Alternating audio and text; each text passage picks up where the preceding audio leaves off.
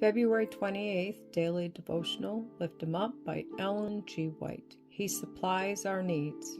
Do not be anxious about your life, what you shall eat or what you shall drink, nor about your body, what you shall put on. Is not life more than food, and the body more than clothing? Matthew chapter 6, verse 25. He who has given you life knows your need of food to sustain it. He who created the body is not unmindful of your need of raiment.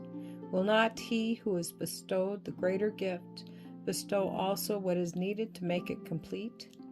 Jesus pointed his hearers to the birds as they warbled their carols of praise, unencumbered with thoughts of care.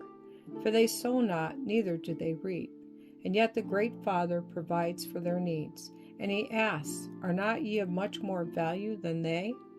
Matthew chapter 6, verse 26. No sparrow falls without his care. No soul bows low, but Jesus knows. For he is with us everywhere, and marks each bitter tear that flows. And he will never, never, never forsake the soul that trusts him ever. God's law is the law of love.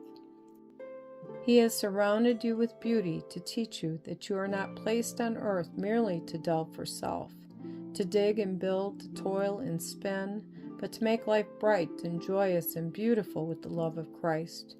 Like the flowers, to gladden other lives by the ministry of love. Fathers and mothers, let your children learn from the flowers. Take them with you into garden and field and under the leafy trees, and teach them to read in nature the message of God's love. Let the thoughts of Him be linked with bird and flower and tree.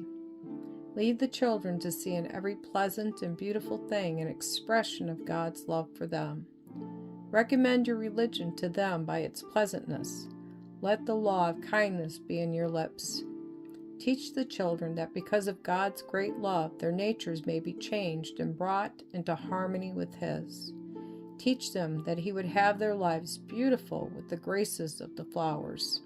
Teach them as they gather the sweet blossoms that He who made the flowers is more beautiful than they. Thus the tendrils of their hearts will be entwined about Him. He who is altogether lovely will become to them as a daily companion and familiar friend, and their lives will be transformed into the image of His purity. God would adorn our characters with His own rich graces. He would have our words as fragrant as the flowers of the field.